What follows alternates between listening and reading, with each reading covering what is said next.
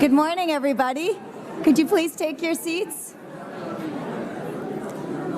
So welcome, everyone, to Progress Summit 2016, Shaping the Future. I hope all of you are excited as I am about this morning. It's going to be a fantastic few days. My name's Monica Dutt, and I'm one of the Broadbent Institute's board members from Nova Scotia, and I'm a public health physician there in Cape Breton, Nova Scotia, and I'm also the chair of Canadian Doctors for Medicare. Alors bonjour à toutes et à tous, c'est un plaisir. Morning, everyone. I'm delighted to be here once again this year and here with my friend Monica from the board of directors of the Broadbent Institute. I'm Valérie Plante. I'm a city councilor from Montreal. I'm also vice chair of the city council in Montreal. Welcome to this summit. It's great to have you with us, and you'll see it, and I think you've already seen that in your program. We'll have two very action-packed 2 days. We've seen a lot of changes in the last year. We've seen and have helped shape some major changes in government, in political direction throughout our country. And governments at the provincial and federal level have changed color. As progressives, we know that we have seized these opportunities, but we also know that there's a lot of important work to do. Changes in government are only the beginning. We have more work that we need to do. It's just the start of a new cycle of effort we need to put in. And that's what we're here to do for those 2 days. We have a lineup of inspiring people and game-changing ideas and to present throughout those 2 days.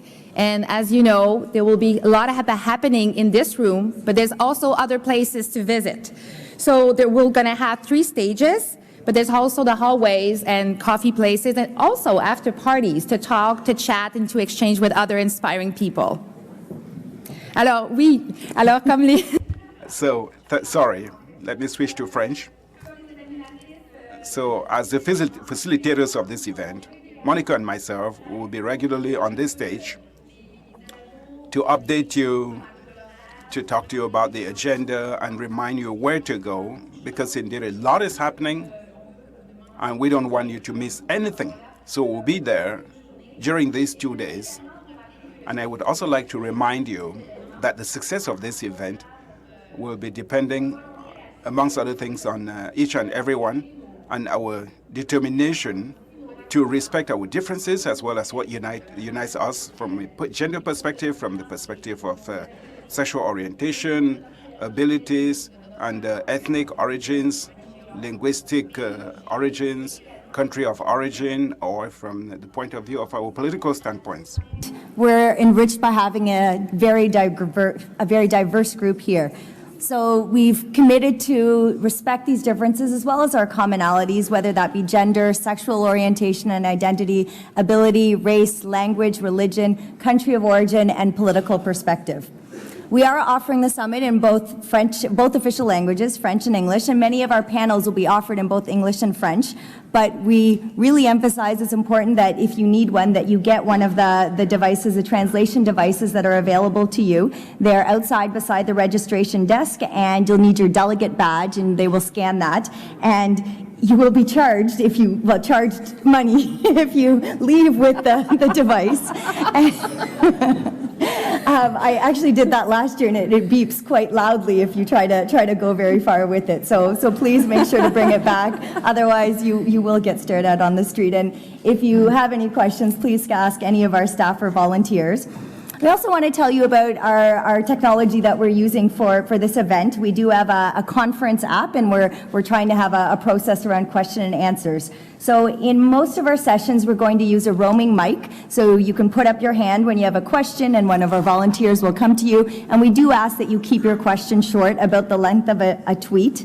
In other sessions, we'll be using a smartphone app to take questions, and there's a URL that will be posted on the screen that you can access. There you go. And you can use that to submit your questions. And if you don't have a smartphone, you can always still use pen and paper and submit your questions. We're also on Twitter, so we encourage you to use the hashtag PRGRS16 and tweet all your comments and questions to our hashtag. And we're also on Instagram and Facebook, and we're posting Facebook Live posts also. Alors, la traduction simultanée... Simultaneous interpretation will be available throughout the event, and we really call on you to go and get all the equipment you need. It's very simple. It's at the registration desk just outside this main ballroom. We're asking you to do that because even though we can get along in the two official languages, you don't want to miss in either language the conversations, the discussions that we'll be holding. So please, get yourself an interpretation device. All you need is a piece of ID to get it. It's simple. Or what we wanted to tell you is that this year there is a hashtag just like last year, and we invite you to tweet as much as you can. It's a great way for those who are not from here, because we're so lucky. For those who are not here, well, it's a great way to keep up and follow the conversation. And the hashtag is PRGS16. So please don't hesitate to use that hashtag. This year we wanted to innovate in terms of the questions. So we have an app. You saw the address just a minute ago. I think it's going to be shown again on the screen. Please use that address to send your questions. And we're trying, there you go, that's the address right there on the screen. We're trying to use the Twitter 140 character model. So that calls for dynamic questions. Please don't hesitate to use that app. And if you don't have a smartphone, no problem. We have paper and pencil or pens. You can use those. And during the sessions as well, you'll have roving mics in order to put questions to the various panelists and the guests. Now, so brace yourselves, because this is the part where we spoke the most. We basically told you all you need to know. We're getting into the heart of the matter. And let's now take on the opening of the event. And I would like to call on Chief Kirby Whiteduck and Jangi Whiteduck to the stage to give us a word of welcome.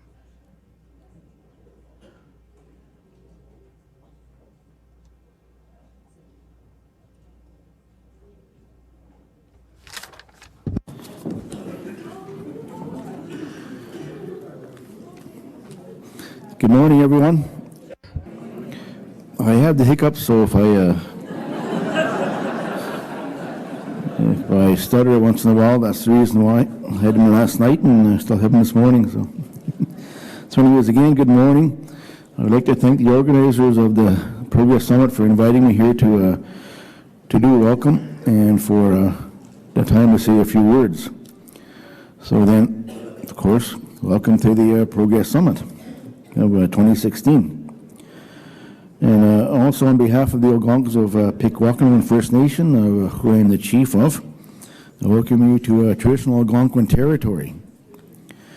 This, as many of you are probably aware, we have no treaty here. It's unsurrendered land that we feel belongs to us. And even the governments have told us that we don't take your land or settle on your land unless you agree to it. But of course that's not the case. The Royal Proclamation, which says that, is in the Constitution today. So just for your information then. So we have like a lot of settlement. We got the capital city of Canada here. We have the Supreme Court of Canada, which makes decisions about law and Aboriginal rights. Here we have many international embassies here, and over 1.3 million people in the Algonquin territory on this side of the Ottawa River, the Kitchissippi River, Kitchissippi. So anyways, so this summit is all about shaping the future of this country. And I see that we have a very high-profile agenda. We're talking about brains, and things like that. And I also see that we have many very high-profile speakers and panelists. So I think it's going to be a very good summit for you. I would like to begin by saying that First Nation people have the longest history of all right across this country, and did play very important roles in the history of this country. In many cases, we were also allies of the governments and defended this country in wars. And I think it's been acknowledged by government that without the participation of the Aboriginal people, we would have lost the War of 1812. This country would have been quite different if that was the case. So I think that was a long time waiting for that acknowledgement. So we've been here shaping the history in the past. However, since that time, we've been sidelined, ignored, and maligned, really having no say in the development of this country or our futures. The very negative impacts of that continue to be felt today here in 2016. If you're looking at the news in the last few days, probably even this morning, you talk about high suicide rates, maybe even increasing suicide rates of First Nation people in their communities. You also talk about the murdered and missing Indigenous women and children. And we're happy to see that there's an inquiry going on. So those things are, and poor housing, boil water advisories in many First Nation communities. So it's hard to believe that that is still happening today. And those are the impacts felt about being sidelined and maligned and put off to the fringes and in our own territories. But I guess there's some reason to hope. I guess we always hope, and it's always helpful when you have governments and people across the country seeking change, seeking improvements for First Nation people. So we have, let's say, for example, the Truth and Reconciliation Commission, which has 94 recommendations in place in which the government, thankfully, has committed to implement, that will see ways of improving conditions for Aboriginal people, Indigenous people. And the recent announcement of the federal budget of $8.4 billion, I think is a reason to see some hope that might hopefully see some change happening for us, for First Nation people, Aboriginal people in this country. And there are also like issues around justice that we're seeing some movement, some commitment to change. And again, you have the murdered and missing Indigenous women and children, and the results coming out of that, and an inquiry into that. So hopefully there'll be some change that will change the systemic problems of how Aboriginal women and children are dealt with, and not dealt with in court cases and by law. And we also, of course, have the Cindy Blackstock and the AFN Assembly First Nations case where they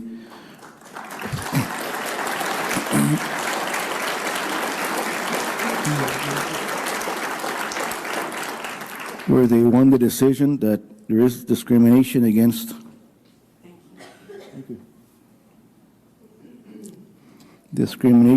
funding for children on reserve as compared to off reserve. So I think that's a significant move in justice, but it took, of course, we have to fight that, right? We have to go to court and spend time and energy and money and focus on getting those things done when it should be just simply justice, but hopefully that attitude is going to change. So I do see that there is one presentation on your agenda on First Nations. Again, it's Cindy Blackstock, Executive Director of the First Nations Child and Caring Society of Canada, on bringing justice to First Nations. So I'm very happy to see that there is something specifically on the agenda around First Nations. I think it is very important and it's only right to include First Nations in shaping the future of this country.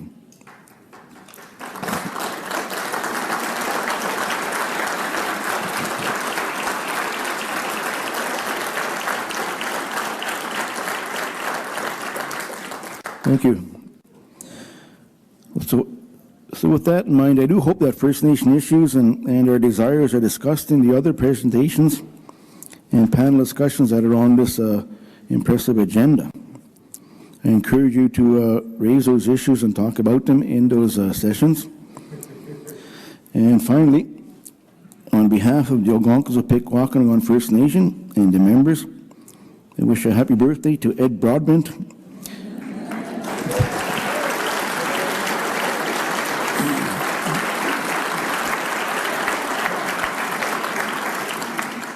And I just want to say, yet another milestone for Mr. Broadbent. Thank you.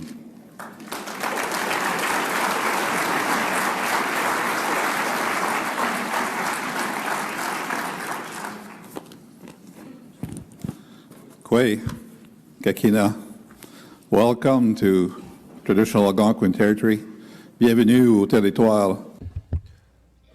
Welcome to traditional Algonquin territory. We're here on unceded territory. Non-surrendered Algonquin territory.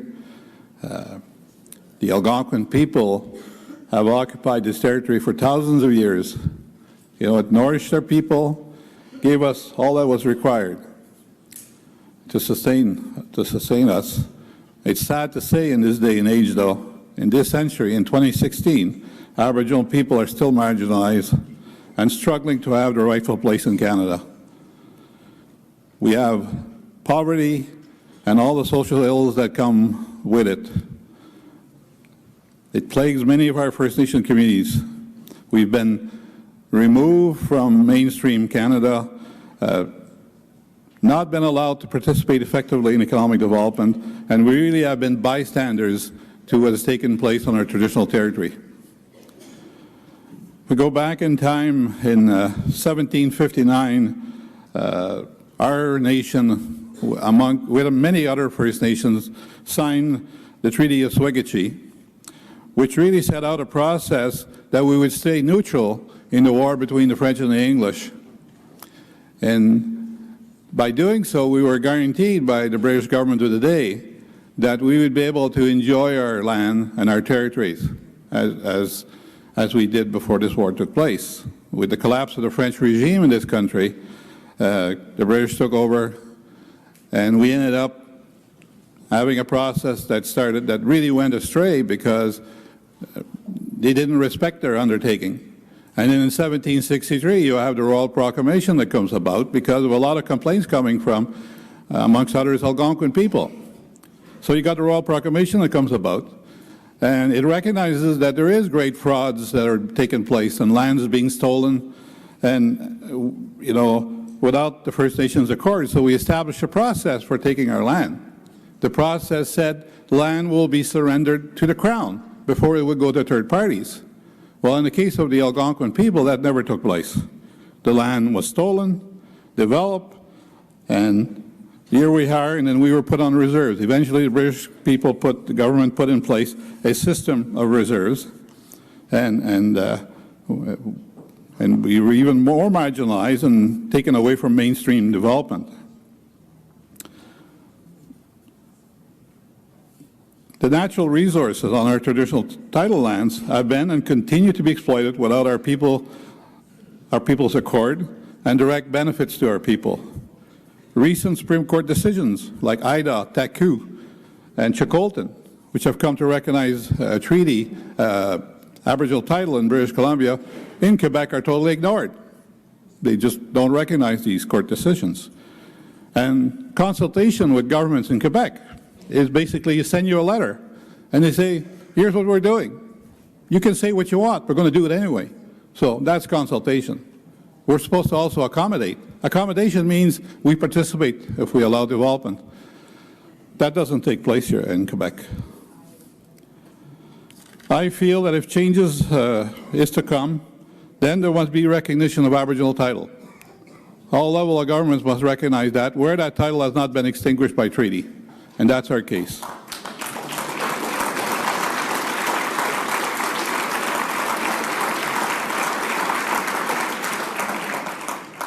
Algonquin people and Aboriginal people at all levels must be involved at all levels of government also. We must be part of the government. We must participate at all levels and also participate in economic development. If change is going to come, we have to develop an economic base. You know, we want a future that ensures that our natural environment is protected also, and the water is kept clean, and the resources developed on the principle of true sustainability. we really want to ensure the future generations can benefit from the same things we do today. The new government has promised a nation-to-nation relationship. We hope they are sincere, because we've been promised that in the past, going back to 1763, when the process was established. You know, really, time will judge their resolve. I wish you all well in your deliberation, and I'm happy to see that the Aboriginal issue is an important element on your agenda. Miigwech. Thank you.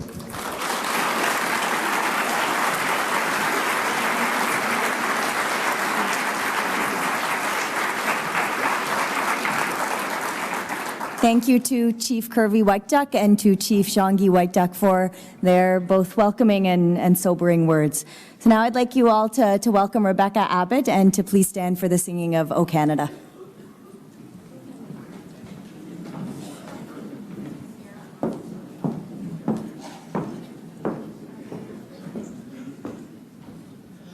O Canada, our home and native land, true patriot love in all of us command, car ton bras sait porter l'épée, il sait porter la croix.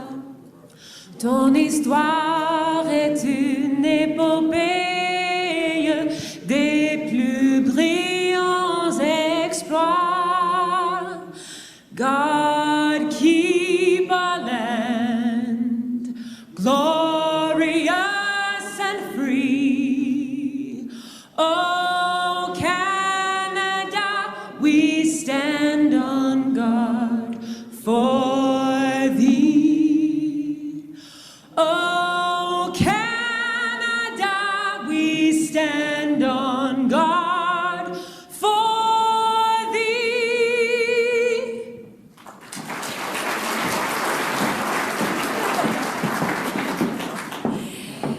Thank you so much, Rebecca Abbott. Thank you. Alors, j'aimerais maintenant... I would now like to call on stage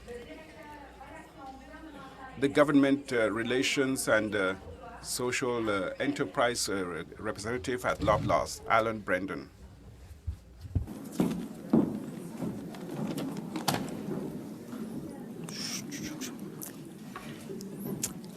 Lead with strength. Put your best foot forward. You only get one chance to make a first impression. Canadian icon, Ed Broadbent. Worldwide phenomena, Gloria Steinman. Brandon, guy from North Bay with affinity for ultimate frisbee. We've thought about it, and Brandon, you go first. I'm glad to see that the Progress Summit celebrates April Fools.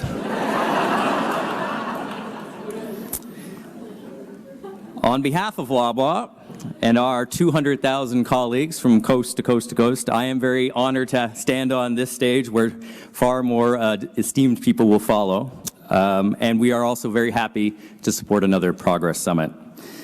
Through our network of independent businesses across the country, like Shoppers Drug Mart, or No Frills, or our very, very shiny new Loblaw City Markets, our store owners and our colleagues, many of whom are represented by the good folks at UFCW, who I'm sure are in the crowd right now. They're facing a lot of the same issues and asking the same questions that you'll tackle here over the next couple of days. As a company, we take a position that if we are going to tackle the big challenges we face as Canadians, that we're going to have to do it together.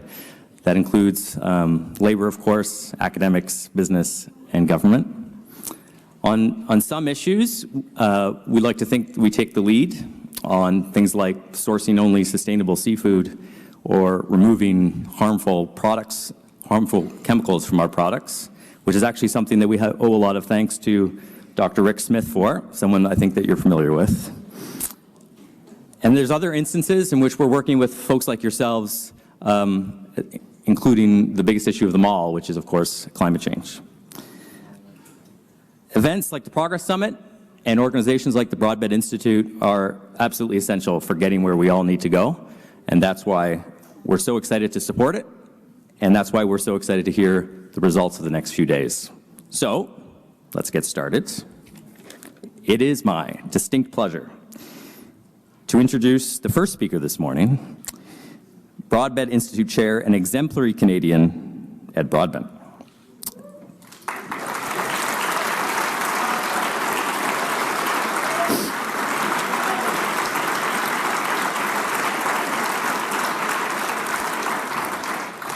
First elected to Parliament in 1968, Ed served as an MP for 21 years, 14 years of which he spent as the leader of the New Democratic Party. During his time in Ottawa, his focus was on Aboriginal and economic rights, women's equality, child poverty, ethics in government, and tax equality. Ed is the founding president of Rights and Democracy. He has a PhD in political theory and has taught at several prestigious universities. He has been invested in public service as a member of the Privy Council, officer of the Order of Canada, and a Companion of Canada. Last month, Ed celebrated his 80th birthday. Please join me in giving him a warm welcome to the stage.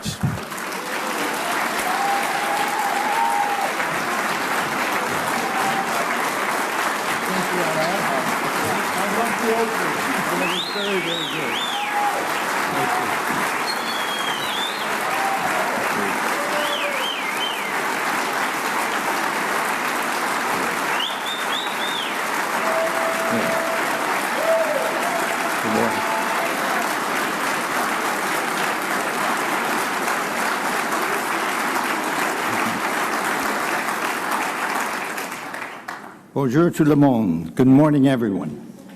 And thank you for that very kind, thoughtful introduction, Alain. And thank you, Chiefs, for welcoming us to your traditional territory. Following the recent budget, I hope we have finally turned the corner in terms of long overdue justice for Indigenous peoples in Canada.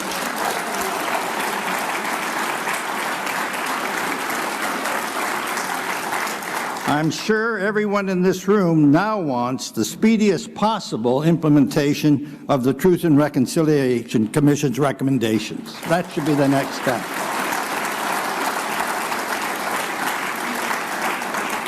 Au nom de l'équipe incroyable de l'Institut. On behalf of the incredible team at the Broadbent Institute, I wish you all welcome to the third Progress Summit.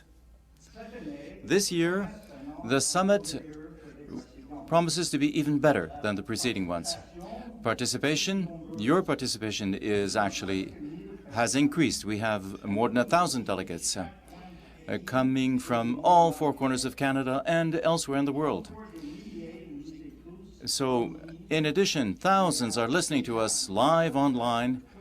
There's a lot of activity on Twitter and Facebook and Instagram as well. We have indeed a full two-day program coming up with 75 of the best thinkers in Canada and from around the globe to offer.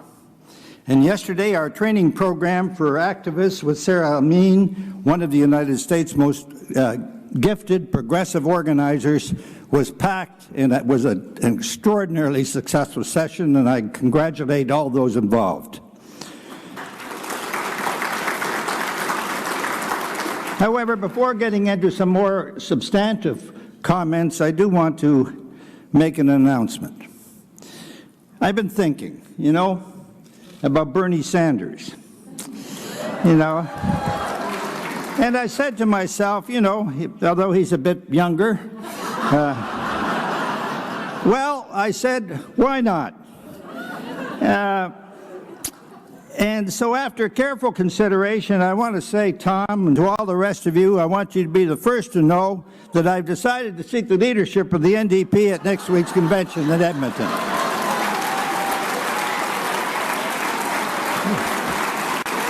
April Fools!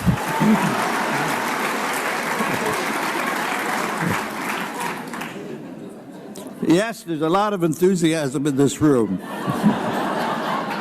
I want to attempt, at least, make an attempt to answer the question, well, why is this? Well, one of the reasons is surely that progressive ideas, among others, but genuine evidence, progressive ideas are on the move here at home and all over the world. And while Andrew Coyne and I are not exactly what you'd call ideological soulmates, we do occasionally say eye to eye. In addition to agreeing that Canada needs a new system of proportional representation,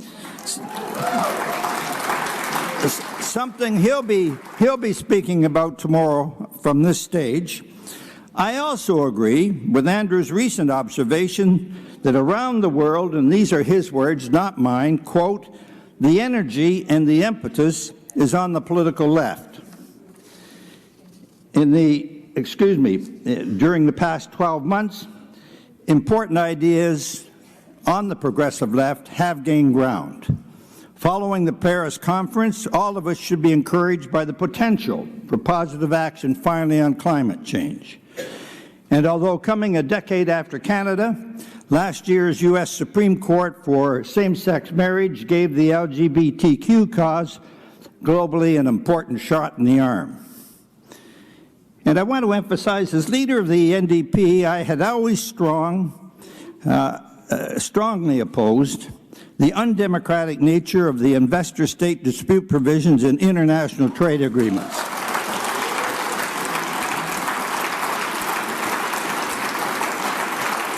I have to say we fought, and many in this room participated in those battles. We did fight losing battles here in recent history, but I'm absolutely delighted that finally, after decades, all over North America now and all over Europe as well, opposition to these provisions is finally won out. And this is a clear victory for democracy.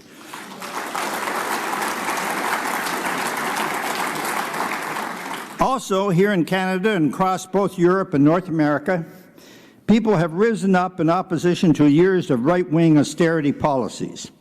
They have seen that austerity, and this is particularly true in Europe, they saw that austerity not only failed to help economies rebound following the financial crisis of 2008, but also undermined social programs for the poor, held back the middle class, increased inequality, and corroded the social bonds that hold countries together.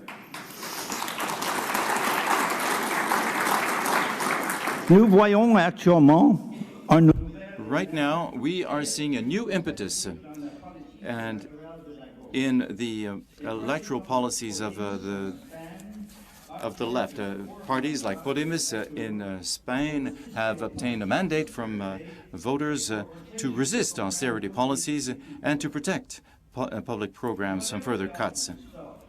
The presidential primaries in the United States, Bernie Sanders has already demonstrated that a new generation of young people is ready to be inspired by a bold, clearly articulated social democratic vision.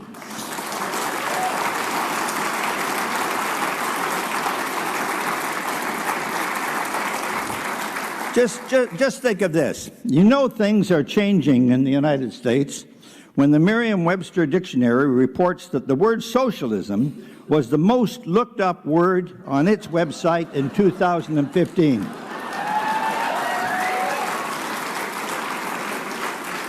And even more encouraging, note this. A YouGov poll found that fully 36% of Americans under 30 now have a favorable view of socialism. 36% of young Americans. And closer to home. Here in Alberta, Social Democrats won an historic victory many would have thought impossible.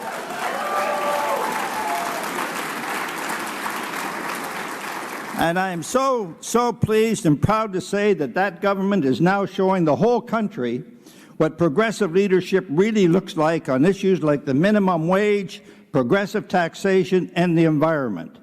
They are also acting on a plan to diversify the economy and attract new jobs.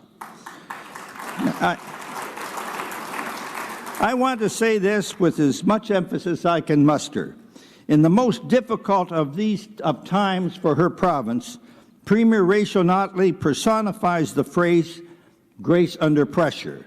She deserves the thanks, the support, and the gratitude of Social Democrats all across Canada.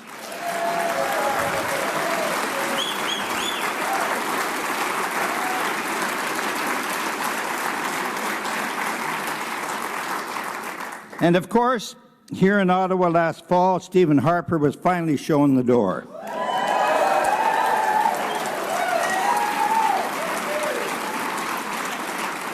I somehow thought there'd be a good response to that line. But I do want to talk a bit about the results of that election. The terribly destructive Harper decade has ended, as the new government has promised. Some of the damage can be quickly repaired, such as the repeal of anti-union bills C-377 and 525. The return of the age of the OAS eligibility to 65, and the inequitable tax measures like family income splitting. They're gone. However, there can be no doubt that for New Democrats, the results were disappointing, especially compared to what at one time we all thought had seemed possible. And as the party heads into the convention next week, I offer these observations. First, the Liberal Party turned left in good measure because popular support for the NDP was strong. I remind you that in the 1990s, it was the resurgent right that the Liberal Party had in its rearview mirror, and the creation of much of the inequality we see in Canada today is the direct result of the Liberal austerity budget of 1995 and its subsequent budgets.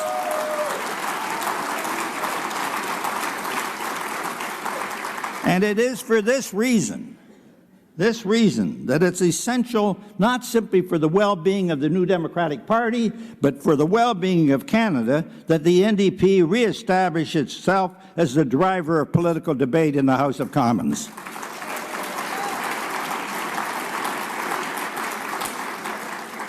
Second, there often arises on the left, to be quite candid, most often in the wake of electoral disappointments, and I've had a few myself, I say to Tom, in the past, there is often a sterile debate as to whether the best way forward is through bold ideas on the one hand or professionalized electoral techniques on the other. I want to say for me that this is not and never has been the relevant question. In a democracy, and for Social Democrats, it can never be this kind of either-or proposition.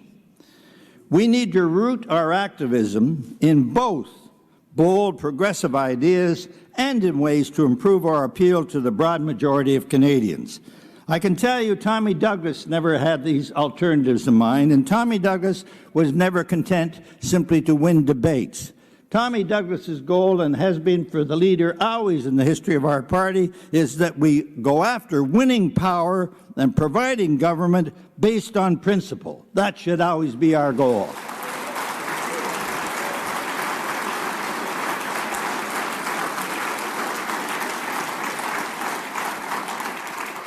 In this context, I would like to emphasize an important truth.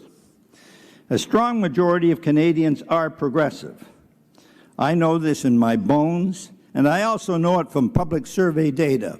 Part of that data has been done by the Broadbent Institute. Canadians are with us on the issues, whether social or economic. They're looking for a better and more just future. And when Social Democrats present the best ideas, as shown by Rachel Notley, we can win. Third, as Social Democrats are now engaging in some necessary reflection, and this will go on next week in policy matters at the convention and beyond, we must seek to harvest the finest ideas that the whole range of the left in Canada and from abroad have to offer.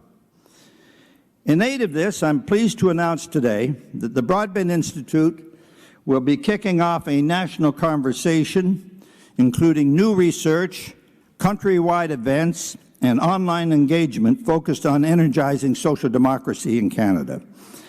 This effort The effort will seek to inject new life and ideas and build new constituencies for social democracy. It will culminate in next year's Progress Summit and will constitute one of our contributions to Canada's 150th birthday.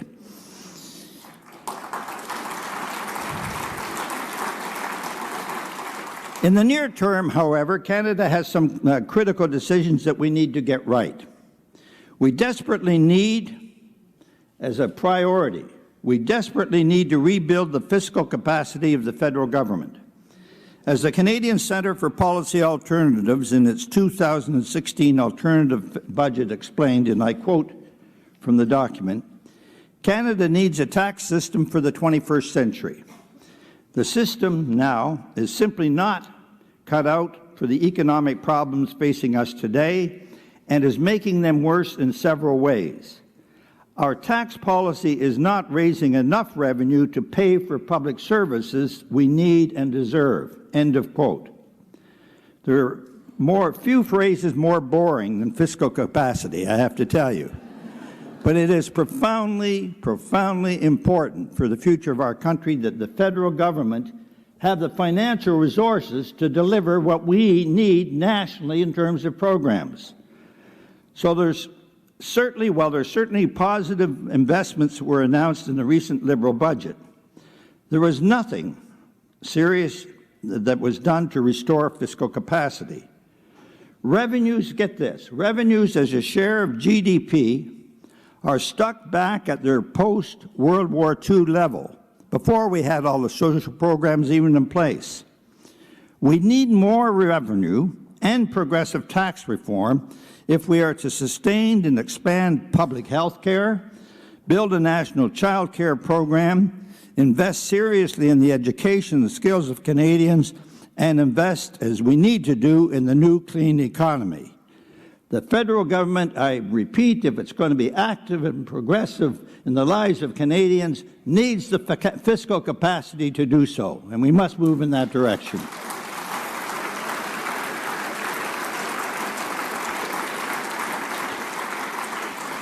Another priority for Canadian Progressive in the coming year is to ensure that our next election is under a system of proportional representation. The Liberal government has opened the door by promising over and over and over again that the 2015 federal election will be the last under first past the post, a system that produces false majorities, exaggerates regional divisions, and leaves huge numbers of voters without a voice in Parliament. We now have a once-in-a-generation opportunity for progressive change, an opportunity to ensure we have a fair voting system in which every vote counts, in which every citizen has a real opportunity to elect a candidate according to her or his values. Our currently deeply flawed system doesn't achieve this. And one of the other suggestions on offer, I say parenthetically here, so-called ranked ballots, would be even worse than what we now have. Simply put, ranked ballots in the federal election would be like first past the post, only on steroids. Even with larger majorities, resulting even more outrageously in representative delegates, MPs reflecting the popular will. That is unrepresentative of the popular will. The only way to ensure every vote counts is with proportional representation, which is based on the basic democratic principle that the number of seats held by a party in the House of Commons must closely match its actual level of votes throughout the country. What a naive idea. Simply put, it's about creating a fair, equal, and engaging voting system, one that is bringing people together from very different political persuasions, I mentioned, to back PR. There is a movement now on in the country, finally, to do something about it. It includes, believe it or not, even Stephen Harper's former Chief of Staff, Guy Journo, and the Liberal Party of Manitoba, to mention but two somewhat different entities in the political landscape. Global experience has also shown that a proportional system has other important benefits. It can help elect more women, and that's true right across Western Europe, and other unrepresented groups. It can drive an increase in voter turnout, and there is even some evidence that it can foster more egalitarian societies. La majorité des démocraties, The majority of democracies, including 85% of countries that are a member of the OECD, use a proportional representation system. So it's high time that Canada join the ranks of these countries. the needed resources, the needed time, and the needed energy to win this battle. It is a fight we can win, and at this time, it is a fight we must win. There is in this room, as we've seen, and we saw it here last night at that wonderful reception, a lot of energy. As I have said, we have delegates representing every corner of the country and every major social movement. There are elected progressive leaders. There are those who head advocacy organizations, opinion shapers, newsmakers, agitators, and many of the most innovative thinkers and experts and organizers in our country has to offer are here today. We have the desire and the ability to shape our nation for the better. If after the end of the conference, I hear someone say of a new idea, we started discussing this at the Progress Summit, I will consider it a success. There can be no greater validation for this event than an outcome like that. I want to conclude by saying, take the time to have conversations in the hall, debate over morning coffee, and argue over beer later tonight. It's out of these kinds of contacts, these kinds of conversations, that great things can grow. Above all, I want to say, enjoy yourselves over the next couple days. Thank you very much.